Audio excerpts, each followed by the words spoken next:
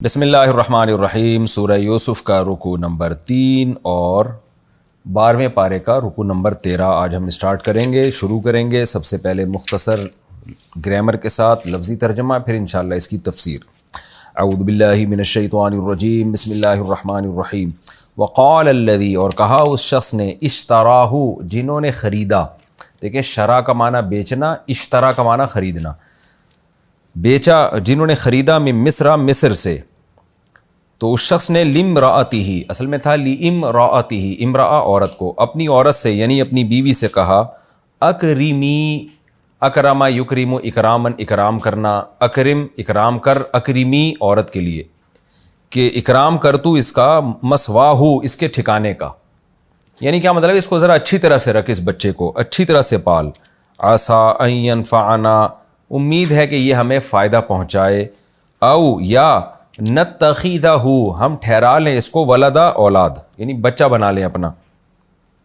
وَكَذَلِكَ، اور اس طرح سے، مکننا، یہ سبحنا کی طرح ہے، مکنا یمکینو تمکینن، ٹھکانہ دینا، ہم نے ٹھکانہ دیا، لیوسف، یوسف کو، فی الارض، زمین میں یعنی مصر میں، وَلِنُعَلِّمَهُ، اور تاکہ ہم یوسف کو سکھائیں، من تعویل الاحادیث، خوابوں کی تعویل یعنی تفسیر، خوابوں کی تعبیر سکھائیں ہم۔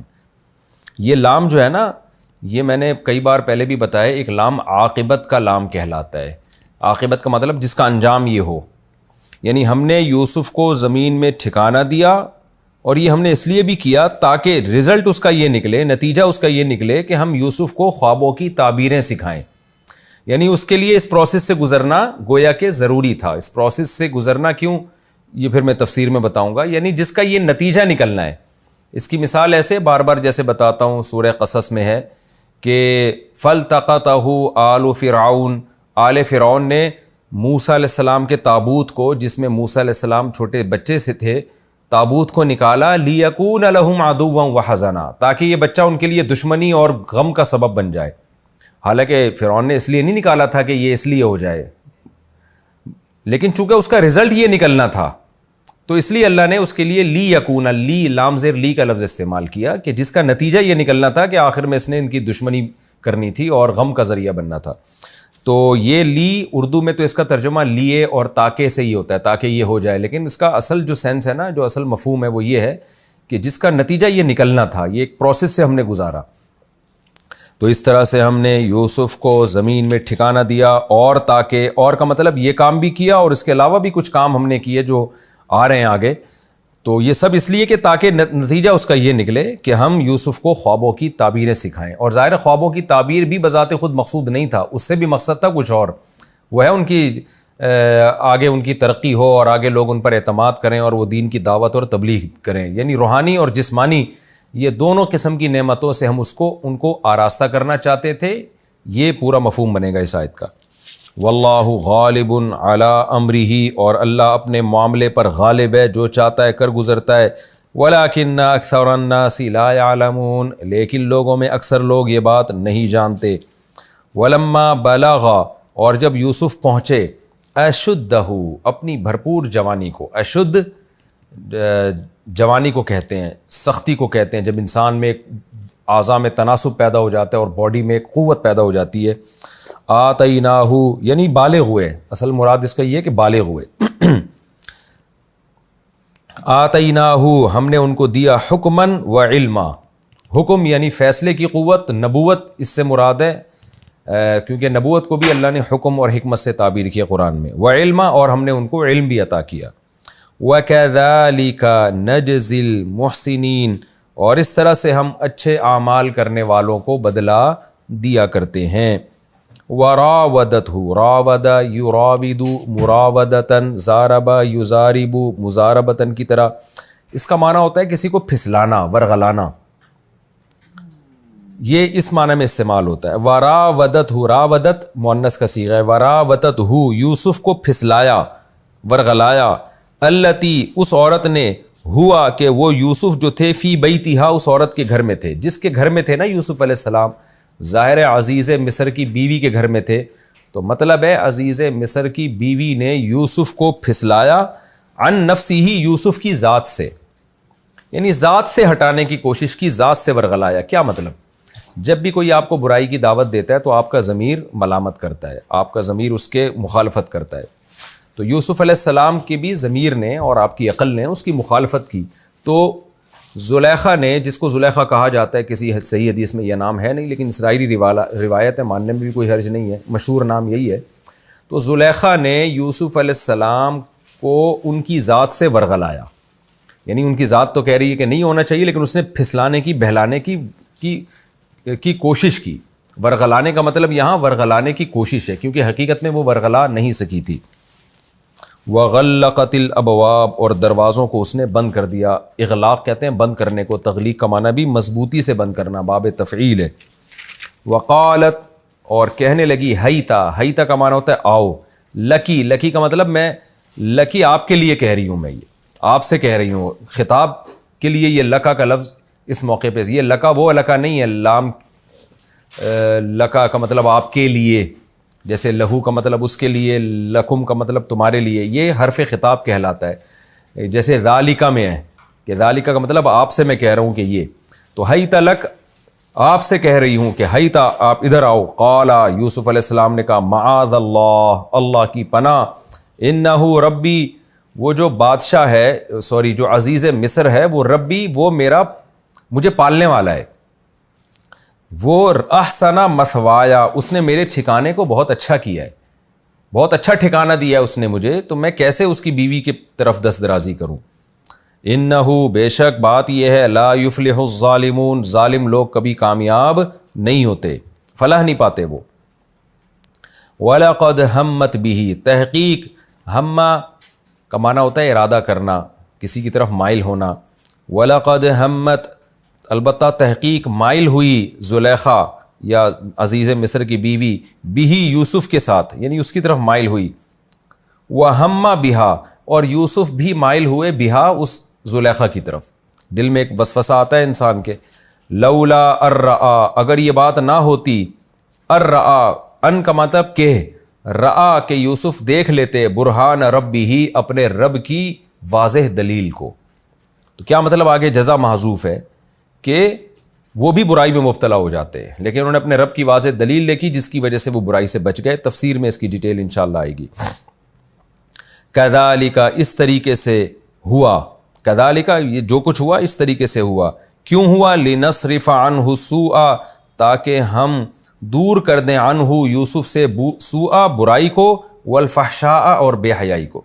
اسی طرح سے ہوا کہ اللہ نے ان کو ایک واضح دلیل دکھا دی، برہان ربہ، اگر وہ برہان نہ دیکھتے تو برائی کی طرف مائل ہو جاتے، لیکن اللہ نے یہ ایسا کیوں کیا، کذالک، ایسا کیوں ہوا کہ برہان کیوں دیکھ لی انہوں نے، تاکہ ہم ان سے اس برائی کو اور بے حیائی کو دور کر دیں۔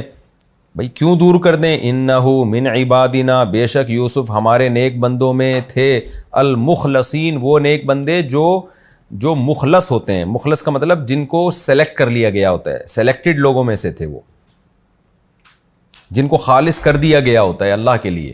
ایک ہوتا ہے مخلص، مخلص کا معنی خالص ہونے والا، مخلص جس کو خالص کر دیا گیا ہو اللہ کے لیے، اللہ نے اپنا بنا لیا ہو جس کو۔ واستبقا، دونوں نے ایک دوسرے سے آگے بڑھنے کے لیے دوڑ لگائی۔ ایک ہوتا ہے سبقا، دوسرے سے آگے بڑھنا، استباق ایک دوسرے سے آگے بڑھنا، باب افتعال میں۔ واستبق الباب، ایک دروازہ جو مخصوص دروازہ تھا اس کی طرف دونوں ایک دوسرے سے آگے بڑھنے کے لیے دوڑے، یعنی یوسف علیہ السلام آگے بڑھنا چاہتے تھے، زلیخا ان کو پکڑنا چاہتی تھی۔ وقدت قمیصہ، اور زلیخا نے پھاڑ ڈالی، قدہ کا معنی پھاڑ ڈالنا، قمیصہ، یوسف کی قمیص کو، من دبرن، پچھلی جانب سے، دبر پچھلی جانب کو کہتے ہیں، قبل اگلی جانب کو۔ وَأَلْفَيَا، الفا کا معنی پانا، قرآن میں آتا ہے نا سورہ صاد میں، انہم الفوا آباءہم ضالین، انہوں نے اپنے باپ دادا کو گمراہ پایا تھا، پھر انہی کو فالو کرنا شروع کر دیا۔ وَأَلْفَيَا، اور دونوں نے پایا، سیدہا، اپنے آقا کو، کیونکہ دونوں کا آقا تھا، یوسف علیہ السلام کا تو مالک تھا اور زلیخا کا شوہر تھا، تو شوہر کو بھی آقا کہا جاتا ہے۔ سیدہا، اپنے شوہر کے اپنے آقا کو، یہاں قرآن دونوں کے آقا نہیں کہہ رہا ہے، سیدہا، زلیخا کے آقا، جو شوہر کو سید کہہ رہا ہے قرآن، لدل باب، لدا کا معنی ہوتا ہے سامنے، کہتے ہیں نا لدیہی، لدیہی کا لفظ بھی سامنے کے معنی میں استعمال ہوتا ہے۔ لدل باب، دروازے کے سامنے اس نے اپنے شوہر کو پایا۔ قالت، کہنے لگی، ما جزاء، اس شخص کا کیا بدلہ ہے، من ارادہ، جو ارادہ کرے، بی اہلی کا، آپ کے گھر والوں کے ساتھ، سوءً، برائی کا، اس کا کیا بدلہ ہونا چاہیے، الا ان یسجن، الا یہ کہ اس کو جیل ڈال دیا جائے۔ سجن جیل کو کہتے ہیں، اسجن یسجن جیل میں ڈال دینا، الا یہ کہ اس کو جیل میں ڈال دیا جائے، او عذاب علیم، یا دردناک عذاب ہو، تو اس کے علاوہ اس کی کیا سزا ہو سکتی ہے۔ قال، یوسف علیہ السلام نے فرمایا، ہی راودتنی، اس نے مجھے پھسلانے کی کوشش کی ہے، عن نفسی، میری ذات سے، یہ مجھ سے ہٹانے کی کوشش کر کے اپنی طرف مائل کرنے کی اس نے کوشش کی ہے۔ وَشَهِدَ شَاهِدٌ، اور ایک گواہ نے گواہی دی، من اہلہا، زلیخا ہی کے اہل میں سے، وہ بول اٹھا، کیا بول اٹھا، ان کان قمیصہ، اگر یوسف کی جو قمیص ہے، قدّا، وہ پھاڑی گئی ہے، پھٹی، یعنی اس کو پھاڑا گیا ہے، من قبل، سامنے کی جانب سے، فصدقت، تو زلیخا سچی ہے، وَهُوَ مِنَ الْكَاذِبِينَ، اور یوسف علیہ السلام معاذ اللہ جھوٹوں میں سے ہیں۔ وَإِنْ كَانَ قَمِيصُهُ، اور اگر یوسف کی قمیص، قُدَّ مِن دُبُرٍ، پچھلی جانب سے پھٹی ہوئی ہے، فَكَذَبَتْ، تو زلیخا جھوٹ بول رہی ہے، وَهُوَ مِنَ الصَّادِقِينَ، اور یوسف سچوں میں سے ہیں۔ فَلَمَّا، پس جب، رَآ قَمِيصَهُ، عزیز مصر نے دیکھی یوسف کی قمیص، کیا دیکھی کہ قُدَّ مِن دُبُرٍ، کہ پیچھے سے پھٹی ہوئی ہے، قال انہو، تو وہ کہنے لگا کہ بے شک یہ، من کیدکن، تم عورتوں کی بری تدبیر میں سے ہے، یعنی زلیخا اور باقی عورتوں کو بھی کہنے لگا کہ یہ تم لوگوں کی بری تدبیر میں سے ہے۔ تفسیر میں اس کی ڈیٹیل بتاؤں گا انشاءاللہ۔ ان کیدکن، بے شک تم عورتوں کی جو تدبیر ہوتی ہے، عظیم، بہت بڑی ہوتی ہے۔ مکر، قید یہاں مکر کے معنی میں، یہ مکر ہے تمہارا، اور جو تمہارا مکر بہت بڑا ہوتا ہے۔ یوسف، اے یوسف، اعرض عن ھذا، اس معاملے سے اعراض کر، اگنور کر اس کو۔ واستغفری، اور اپنی بیوی سے کہنے لگا تو استغفار کر، لذنبکی، اپنے گناہ پر، توبہ طائب کر خدا سے، انکی کنتی من الخاطئین، بے شک تو ہے من الخاطئین، گناہ گاروں میں سے، خطا کاروں میں سے، غلطی تجھ سے ہوئی ہے۔ یہ جناب اس رکوع کا لفظی ترجمہ مختصر گرامر کے ساتھ ہو گیا۔ اب ہم اس کی تفسیر کی طرف چلتے ہیں۔ بہت ہی مختصر رکوع، بہت آسان رکوع ہے۔ وقال الذی اشتراہ من مصر لامرأتہ اکرمی مثواہ، یوسف علیہ السلام بازار میں فروخت ہوئے، اور خریدا کس نے؟ اب مصر سے خریدا عزیز مصر نے۔ عزیز مصر ایک عہدہ ہوا کرتا تھا جو بادشاہ سے نیچے کا عہدہ تھا، جس کے پاس تمام ریاست کے امور ہوتے تھے، کس کو جیل بھیجنا ہے، کس کو جیل سے نکالنا ہے، یہ اہم معاملات اس کے ہاتھ میں ہوا کرتے تھے۔ جو یعنی ریاست کے جو بہت اہم معاملات ہیں نا، وہ اس کی اتھارٹی اس کے پاس تھی، اس سے اوپر پھر بادشاہ تھا۔ تو عزیز مصر نے یوسف علیہ السلام کو مصر سے خریدا۔ کیا مطلب؟ اہل مصر سے خریدا۔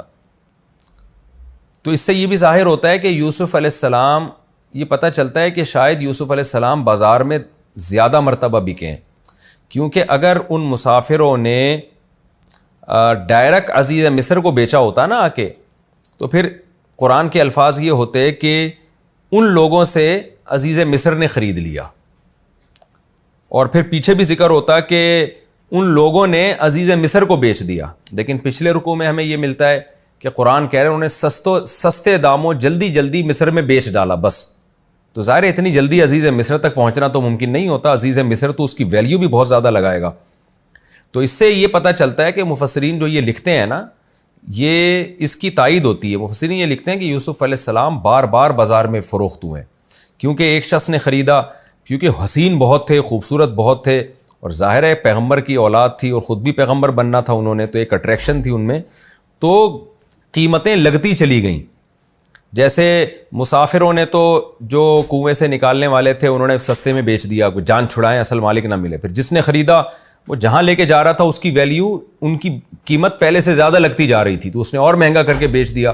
تو وہ قیمت اتنی بڑھتی چلی گئی ہے کہ وہ بادشاہ جو مصر کا جو اتنا بڑا عہدے دار تھا نا، اس کو پتہ چل گیا کہ بھائی اتنا کوئی خوبصورت بچہ غلام بازار میں بکنے کے لیے آیا ہوا ہے، ظاہر ہے اس نے پھر اتنی قیمت لگائی ہوگی کہ اس سے آگے پھر یہ فروخت نہیں ہوا اور وہ اپنے گھر لے آیا۔ تو قرآن کے سے بھی یہ اشارہ ملتا ہے کہ یوسف علیہ السلام ایک دفعہ فروخت نہیں ہوئے، بار بار بازار میں فروخت ہوئے اور مختلف مراحل سے گزر کے اہل مصر سے پھر یہاں شہر سے خریدنے کا مطلب شہر والوں سے خریدا اور بالآخر وہ عزیز مصر تک پہنچ گئے۔ تو عزیز مصر نے اپنی بیوی سے کہا کہ اس کو عزت دو، اس کو عزت کے ساتھ رکھو، اس بچے کو عزت کے ساتھ پالو۔ اس سے بھی معلوم ہوتا ہے کہ یہ کوئی اتفاقی واقعہ نہیں تھا، بلکہ یوسف علیہ السلام میں اتنی اٹریکشن تھی کہ ایک عام غلاموں کے بجائے عزیز مصر نے یوسف علیہ السلام سے باقاعدہ محبت کی اور کہا کہ اس کو عام غلاموں کی طرح نہیں رکھنا، اس بچے میں بہت اٹریکشن ہے، یہ بچہ بہت خوبصورت ہے، یہ کوئی ظاہر ہے کوئی عزت دار خاندان کے جو بچے ہوتے ہیں ان میں بھی ایک الگ ہی ان میں ایک شرافت کے آثار نظر آ رہے ہوتے ہیں۔ تو اس نے کہا کہ اس کو عزت دینی ہے، کیوں؟ عسیٰ ان ینفعنا، ہو سکتا ہے ہمیں بڑا ہو کر فائدہ پہنچائے، کوئی کام آ جائے ہمارے، او نتخذہ ولدا، یا ہم اس کو اپنی اولاد بنا لیں۔ بعض مفسرین نے لکھا ہے کہ یہ عزیز مصر جو تھا بے اولاد تھا، تو عین ممکن ہے بے اولاد ہو تبھی وہ یہ کہہ رہا ہو کہ ہم اس کو اولاد، یعنی اس کو بچے کے اپنی اولاد کے طور پہ ٹھہرا لیں گے۔ تو ویسے کسی صریح حدیث میں تو اس کا تذکرہ نہیں ہے، لیکن اس کا اشارہ اس سے ملتا ہے کہ عام طور پر جو بے اولاد لوگ ہوتے ہیں وہی لے پالک کو اولاد بناتے ہیں۔ وَكَذَلِكَ مَكَّنَّا لِيُوسُفَ فِي الْأَرْضِ، اللہ کہتے ہیں دیکھو اس طرح سے ہم نے یوسف کو مصر میں، ارض سے مراد مخصوص زمین یعنی مصر میں ٹھکانہ دے دیا، بہترین ٹھکانہ۔ بازاروں میں فروخت ہوئے لیکن وہ کسی اور گھر میں بھی غلام بن کے جا سکتے تھے، لیکن اللہ نے جو ٹھکانہ دیا ان کو وہ ٹھکانہ ایسا دیا کہ ایک اچھے خاندان میں، ایک بادشاہوں کے، اور جو بادشاہوں کے نائبین ہوتے ہیں وہ تو بڑے شاہی پروٹوکول میں رہتے ہیں، وہاں ہم نے ان کو ٹھکانہ دیا۔ وَلِنُعَلِّمَهُ مِن تَأْوِيلِ الْأَحَادِيثِ، اور تاکہ ہم ان کو خوابوں کی تعبیریں بھی سکھائیں۔ علماء نے اس آیت کے تحت لکھا ہے کہ یہ لام عاقبت کا ہے نا، یعنی ہم نے جو اتنا اچھا ٹھکانہ دیا اس کی ایک وجہ یہ بھی تھی کہ ہم ان کو آہستہ آہستہ ترقی کے مراحل پہ لے کے جائیں اور ان کو خوابوں کی تعبیریں بھی سکھائیں۔ تو علماء نے اس میں یہ نقطہ لکھا ہے کہ بادشاہ کے محل میں رہنے کا یا اتنے اونچے عہدے دار عزیز مصر کے محل میں رہنے کا ترقی سے کیا تعلق ہے؟ تو حقیقت میں یہ ہے کہ اس کا ترقی سے بڑا گہرا تعلق ہے، کیونکہ یوسف علیہ السلام سے آگے جو کام لینا تھا نا وہ یہ تھا کہ آپ کو قائد بنانا تھا امت کا، اور آپ کو خوابوں کی تعبیریں سکھانی تھی۔ تو اس کے لیے جو ذہانت چاہیے، جو ملکہ چاہیے، اور پھر آگے آپ کو وزیر خزانہ بھی بنانا تھا اللہ تعالیٰ نے، تو اس کے لیے یہ ضروری تھا کہ آپ ایسی جگہ پہ آپ کی پرورش ہو جو اپر لیول کے لوگ ہیں، کیونکہ قائدین اکثر ایسے ہی جگہوں پہ تیار ہوتے ہیں۔ جیسے موسیٰ علیہ السلام سے بڑا کام لینا تھا نا، تو فرعون کے محل میں پلوایا ان کو تاکہ وہ فرعون کے مزاج اور اس کے ان کی تمام چیزوں سے آشنا ہو، تاکہ پھر وہ کل فرعون کی آنکھوں میں آنکھیں ڈال کے بات کر سکیں۔ تو اس میں بھی حکمت ہوتی ہے، نہیں چونکہ اللہ تو ویسے بھی کسی پیغمبر کو سب کچھ بنا سکتے ہیں، لیکن چونکہ دنیا دارالاسباب ہے، لہذا اللہ نے کسی کو جب ترقی دینی ہوتی ہے تو وہ اسباب بھی اللہ مہیا کر دیتے ہیں جن اسباب کے ذریعے سے وہ ترقی کے ان مراحل تک پہنچ جائے۔ کن فیکون کی طاقت سے اللہ نے آدم علیہ السلام کو بنایا نا، لیکن آگے جو نسل پیدا ہوتی ہے وہ تو اسباب کا ذریعہ ہے، میاں بیوی کا ملاپ ہوتا ہے، پورا ایک سائنسی پروسیس ہے، اس کے تحت جا کے بچہ پیدا ہو جاتا ہے۔ تو اللہ کر تو سب کچھ سکتے ہیں، کسی پیغمبر کو اللہ براہ راست بھی ایسا بنا سکتے ہیں، لیکن عام طور پر پیغمبر اونچے خاندانوں میں آتے ہیں اور ایسی جگہوں پہ ان کی پرورش ہوتی ہے کہ ان کی جو سوچ ہے وہ بہت اونچی ہو اور ان میں قیادت کی صلاحیت پیدا ہو۔ آپ نبی صلی اللہ علیہ وسلم کو دیکھ لیں، ہمارے نبی کو قریشیوں میں پیدا کیا ہے، کیونکہ عرب میں ایک ویسے ہی ایک دماغی لحاظ سے نا وہ اپنے آپ کو برتر سمجھا کرتے تھے، ان کی سوچ غلامانہ نہیں تھی۔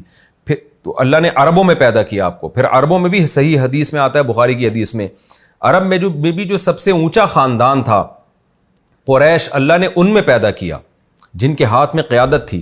پھر قریشیوں میں بھی جو سب سے اعلیٰ خاندان سمجھا جاتا تھا اپر لیول کا، وہ ہاشم تھے، بنو ہاشم، تو بنو ہاشم میں اللہ نے پیدا کیا۔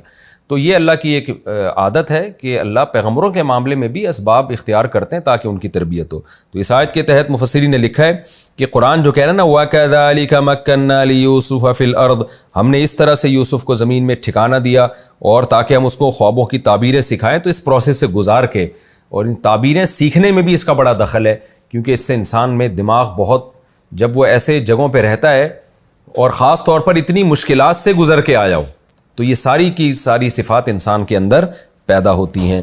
واللہ غالب علی امرہ، اور اللہ جو چاہتا ہے اس پر غالب ہے۔ یعنی ڈالا تو کنویں میں گیا تھا، ان ظاہری حالات کا تقاضا یہ تھا کہ یوسف علیہ السلام کی تو زندگی برباد ہو جاتی، لیکن اللہ نے فیصلہ کیا تھا یوسف علیہ السلام کو بتدریج مختلف مراحل سے گزارنا ہے، ان میں آزمائشوں میں بھی ڈالنا ہے، اور ایسے اونچے خاندانوں میں آپ کی پرورش کرنی ہے تاکہ یوسف سے جو ہم نے کام لینا ہے وہ ہم لیں۔ اس کو قرآن کہہ رہا ہے کہ اللہ جو سوچتا ہے اس پر غالب ہے، جو اللہ کا کام ہے اللہ اس پہ غالب ہے، کوئی اس کو روک نہیں سکتا، چاہے وہ کتنے ہی ناکامی کے نقشے ہوں، لیکن رزلٹ بالآخر وہی نکلتا ہے جو اللہ چاہتا ہے، اور ہوتا وہی ہے جو اللہ چاہے گا۔ وَلَٰكِنَّ أَكْثَرَ النَّاسِ لَا يَعْلَمُونَ، لیکن اکثر لوگ جانتے نہیں ہیں۔ اکثر لوگ ظاہری اسباب کو دیکھ رہے ہوتے ہیں، رونا پیٹنا شروع کر دیتے ہیں۔ اسی کو قرآن میں دوسری جگہ فرمایا يَعْلَمُونَ ظَاهِرًا مِّنَ الْحَيَاةِ الدُّنْيَا، یہ لوگ دنیا کے ظاہر کو دیکھ کے فیصلہ کرتے ہیں۔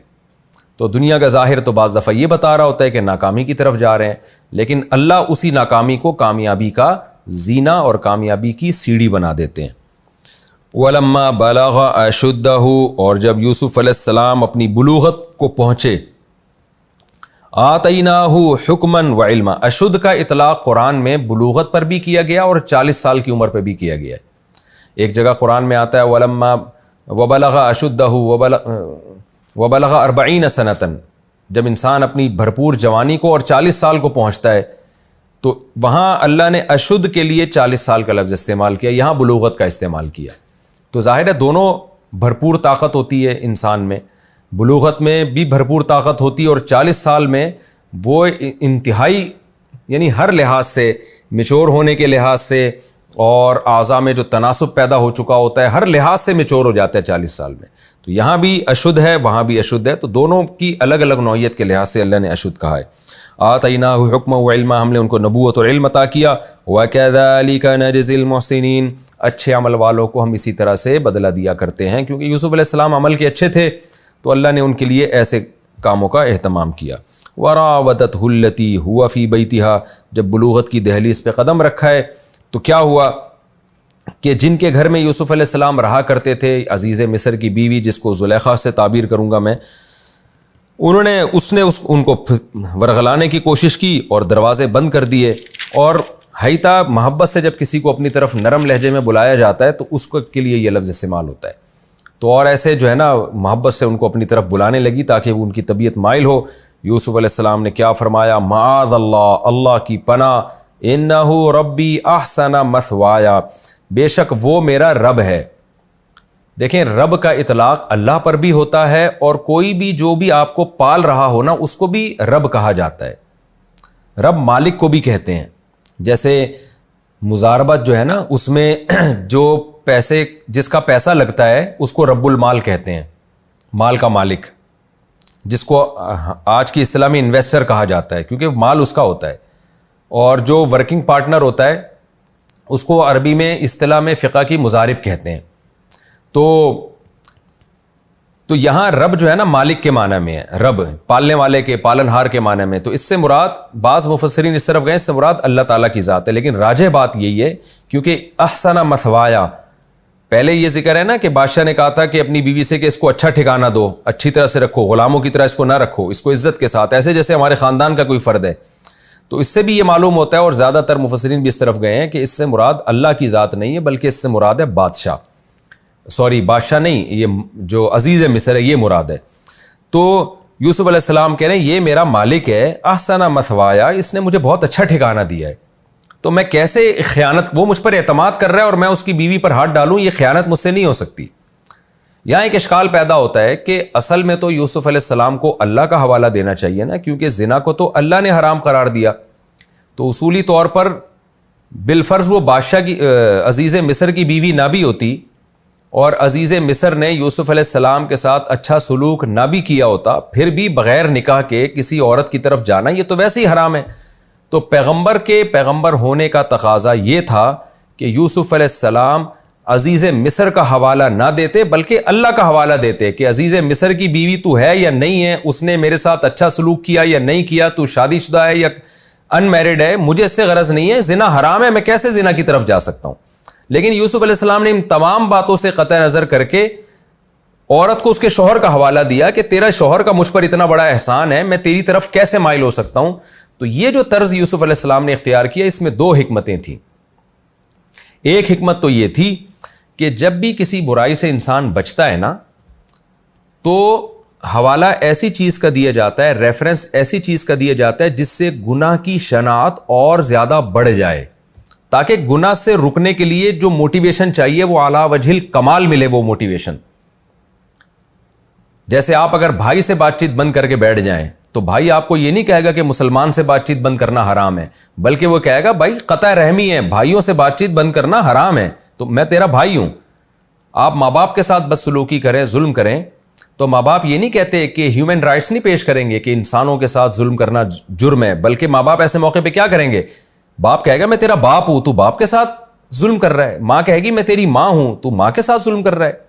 اب اس میں کوئی شخص یہ اعتراض نہیں کر سکتا کہ اماں آپ یہ کیوں کہہ رہی ہو ماں کے ساتھ ظلم تو کسی کے ساتھ بھی ناجائز ہے، پڑوسیوں کے ساتھ بھی ناجائز ہے، جانوروں کے ساتھ بھی ناجائز ہے. تو ماں ایسے موقع پہ کیا کہے گی کہ بھائی میں اس لیے ماں ہونے کا حوالہ دے رہی ہوں کہ ماں کے بعد تو یہ اور بڑا جرم ہے، تاکہ یہ اس جرم سے باز آئے.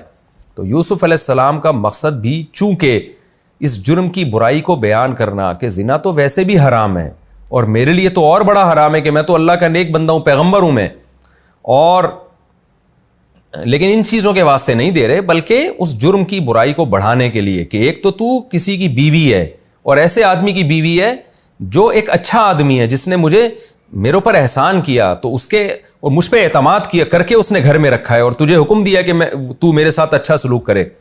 تو ایسے موقع پہ اسی کی بیوی کی طرف مائل ہونا، چاہے وہ خود دعوت دے رہی ہو، یہ تو اللہ کی پناہ، یہ تو بہت بڑا جرم ہے، تاکہ وہ اس جرم سے باز آئے، اس جرم سے رکے. ان کا مقصد تھا جرم سے روکنا اس عورت کو. تو اس کے لیے بلاغت کا تقاضا یہی تھا کہ اللہ کے حوالے کے بجائے، اللہ کے واسطے کے بجائے کہ خدا نے اس جرم کو حرام قرار دیا، یہ بتانے کے بجائے یہ بتایا جائے کہ تیرے میاں کے بھی مجھ پر بہت سارے احسانات ہیں، لہذا یہ تو اور بڑا جرم ہے.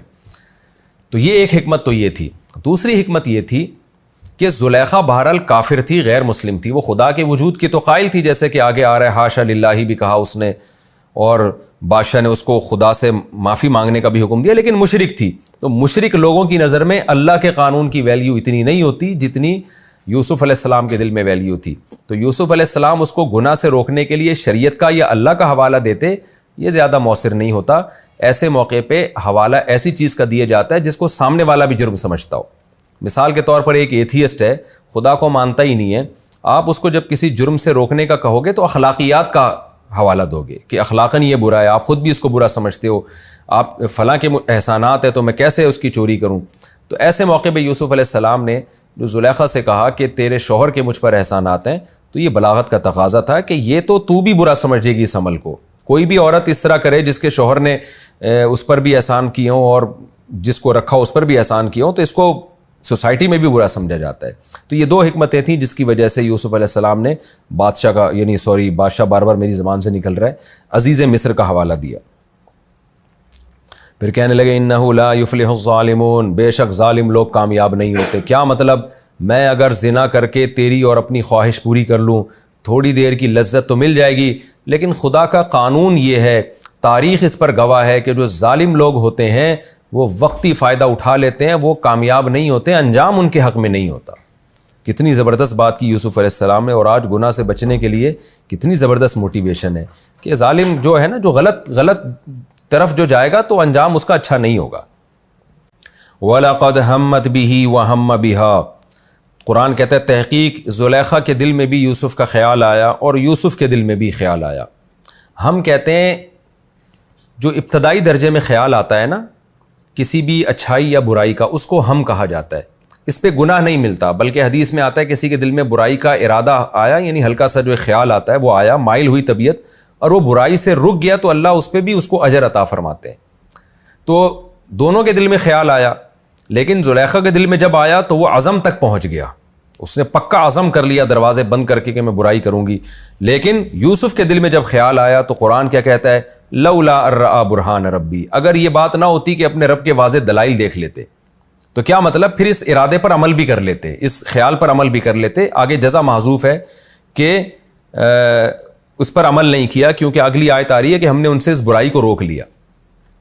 یہاں دو باتیں ہیں. نمبر ایک، یوسف علیہ السلام کے دل میں خیال کیوں آیا؟ پیغمبر تو بہت بڑے مقام پر ہوتے ہیں، ان کو تو برائی کا وسوسہ بھی نہیں آنا چاہیے. تو اس کا جواب یہ ہے کہ دیکھیں، برائی کی طرف طبیعت کا مائل ہو جانا یہ عیب نہیں ہے. اس برائی کی طرف کا سوچنا اور اس کے کرنے کا ارادہ کرنا یہ برا ہے. اس کی علماء نے ایک بہترین مثال دی ہے کہ آپ جب روزہ رکھتے ہیں تو پیاس کی حالت میں کوئی آپ کے قریب بیٹھ کے ٹھنڈا اور خوشنما مشروب پی رہا ہو، آپ کے دل میں ایک جذبہ بہرحال پیدا ہوتا ہے، لیکن آپ یہ سوچ کے صبر کرتے ہو کہ میرا روزہ ہے، میں نہیں کھا سکتا. تو کھانے کا دل چاہنا یہ برائی تھوڑی ہے. رمضان میں تو کھانے کا دل چاہتا ہے، نہیں کھاتا تبھی تو ثواب ملتا ہے. تو اگر کسی مرد کی عورت کی طرف سرے سے میلان ہی نہ ہو، پھر وہ برائی سے بچ جائے تو اس پہ بچنے پہ کوئی ثواب نہیں ہے. جیسے جو مخنث اور ہجڑے لوگ ہوتے ہیں ان کو عورت کی طرف میلان ہی نہیں ہوتا، تو ان کو زنا سے بچنے کا کیا ثواب ملے گا؟ تو ہاں، وہ پیسوں کے لیے کوئی زنا کر رہا ہو اور پھر پیسوں کی قربانی دے کے زنا سے بچ جائے، اس پہ ثواب ملے گا. لیکن زنا سے بچنے کا تو ثواب اسی کو ملے گا جس کا زنا کی طرف دل بھی مائل ہو. تو اگر کوئی شخص جس کا زنا کی طرف دل مائل نہیں ہے، پیسوں کے لیے زنا کر رہا ہے، تو پیسوں کی لالچ میں زنا کا دل کرے گا، پھر وہ بچے گا تو اس کو ثواب ملے گا، کیونکہ پیسوں نے اس کے دل میں لالچ پیدا کی ہے. کوئی فزیکل اس کی باڈی کی وہ ریکوائرمنٹ نہیں تھی. تو یوسف علیہ السلام کے دل میں جو زلیخا کا خیال آ گیا، یہ خیال آنا یوسف علیہ السلام کے لیے عیب کی بات نہیں ہے، بلکہ ایک صحت مند ہونے کی اور ایک مرد ہونے کی علامت ہے. تو یہ عیب نہیں ہے. اس کی مثال ایسے ہے جیسے قرآن مجید میں آتا ہے سورہ حجاب میں کہ اللہ تعالیٰ نے نبی صلی اللہ علیہ وسلم کو حکم دیا کہ آپ اپنی بیویوں کو اختیار دے دیں کہ وہ آپ کے ساتھ رہنا چاہیں تو اسی غربت میں رہیں، ورنہ ان کو طلاق کا آپ اختیار دے دیں کہ پھر جہاں چاہیں جس مالدار سے نکاح کریں. تو نبی نے اپنی تمام ازواج کو طلاق کا اختیار دیا، لیکن ان تمام ازواج نے نبی ہی کو قبول کیا کہ ہم اس غربت میں بھوک اور پیاس میں آپ کے ساتھ گزارا کریں گے، ہمیں آخرت چاہیے، دنیا نہیں چاہیے. اس کے بدلے میں اللہ نے ازواج مطہرات کو انعام کیا دیا کہ اے نبی، کہ آپ کو اب یہ اجازت نہیں ہے کہ آپ مزید ان کے اوپر کسی کو سوکن لے کر آئیں، مزید نکاح ان کو طلاق دے کے آپ نہیں کر سکتے. وَلَوْ أَعْجَبَكَ حُسْنُهُنَّ، کسی عورت سے آپ مزید نکاح نہیں کر سکتے اگرچہ اس کا حسن آپ کو کتنا ہی اچھا لگے. یہ قرآن کے الفاظ ہیں. تو اب اس پہ بعض بے وقوف لوگوں نے اعتراض کیے ہیں کہ یہ پیغمبر بھی حسن کی طرف مائل ہو سکتے ہیں کیا؟ پیغمبر کو بھی کسی کے حسن سے متاثر ہو سکتے ہیں؟ معاذ اللہ. یہ تو بھائی یہ تو انسان کی نیچر ہے. تو قرآن کہہ رہا ہے کہ کوئی عورت کتنی آپ کو حسن لگے، حسین لگے، اور اس کا حسن کتنا ہی پسند آئے، آپ کو اس سے نکاح کی اجازت نہیں ہے. تو اس لیے حکیم الامہ نے اس آیت کے تحت لکھا ہے کہ یہ پیغمبر کی عیب معاذ اللہ عیب نہیں ہے، بلکہ یہ کہ وجدان کل شیء علی ما ہوا، کہ کسی حسین چیز کو دیکھ کر اس کی طرف دل مائل ہونا یہ ایسے ہے کہ آپ نے کسی شے کو ایسا پایا جیسی وہ ہے. تو وہ حسین ہے تو آپ نے حسین پایا اس کو، تو یہ کسی جو جیسی ہو ویسا پانا یہ تو آپ کے صحیح ہونے کی علامت ہے نا. ایک چیز اچھی ہے اور آپ اس کو برا پا رہے ہیں، اچھی نہیں لگ رہی، تو اس کا مطلب آپ کے اندر ہی فالٹ ہے کوئی.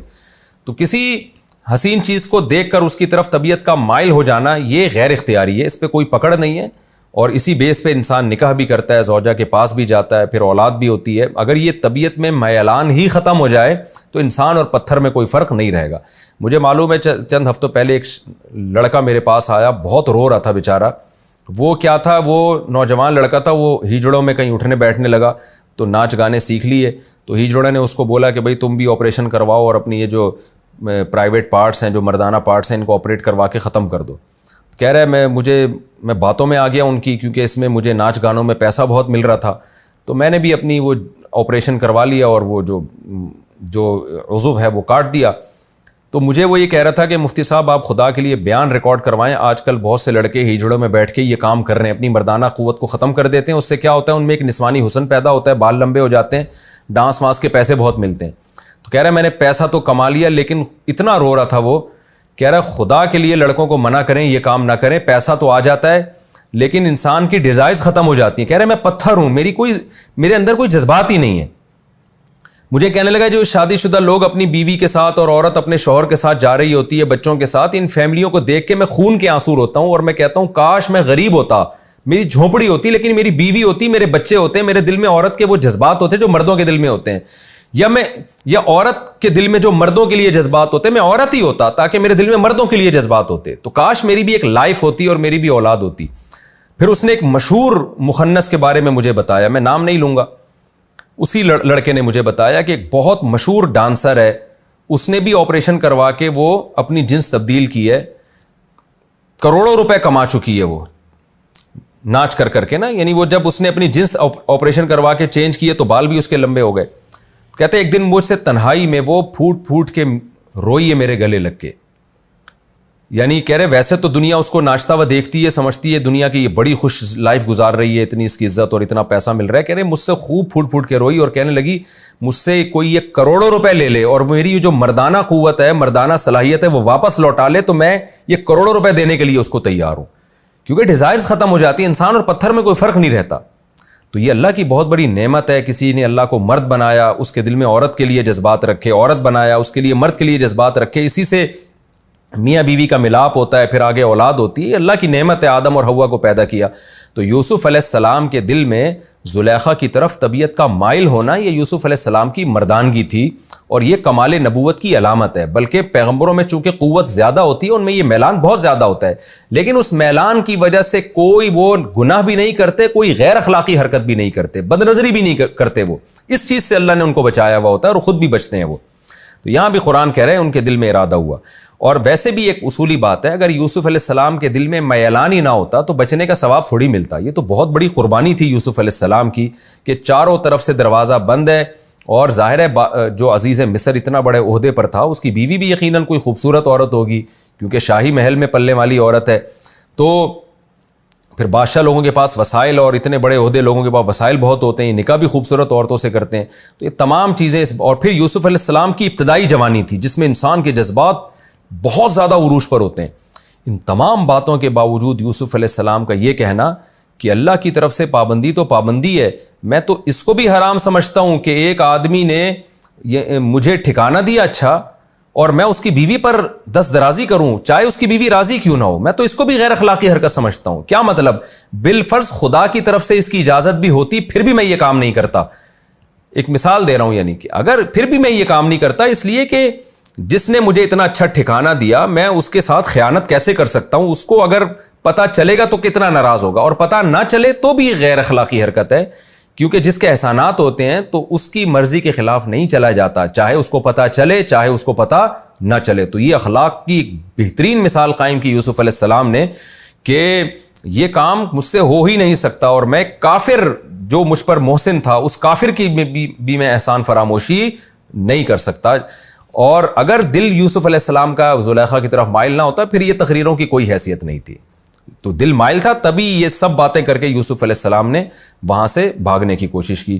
آگے قرآن کہتا ہے لولا رأى برہان ربی، یہ یوسف کو ہم نے برائی سے بچایا، اگر وہ اللہ کی طرف سے واضح دلیل نہ دیکھتے تو برائی سے نہ بچ پاتے. وہ واضح دلیل کیا تھی؟ وہ واضح دلیل یہی تھی کہ اللہ کی نعمتوں میں غور کرنا اور یہ بات پہ غور کرنا. یہ برہان کو سے تعبیر کیا کہ اتنی واضح دلیل ہے کہ جس آدمی نے تمہیں پالا پوسا ہو، عزت دی ہو، اسی کی بیوی کے ساتھ خیانت نہیں ہو سکتی، یہ اس آدمی کے ساتھ خیانت کہلائے گی. اس کو قرآن برہان سے تعبیر کر رہا ہے جس کا یوسف علیہ السلام نے حوالہ پیش کیا کہ معاذ اللہ انہ ربی احسن مثوایا. تو یہی جملہ واضح دلیل ہے کہ یہ نہیں ہو سکتا. بھائی یہ تو واضح کا مطلب اس لیے کہ اللہ کی دلیل دیتے ہیں نا کہ زنا حرام ہے اس لیے میں نہیں کر رہا، تو یہ اس کے لیے واضح نہیں ہوتی زلیخا کے لیے.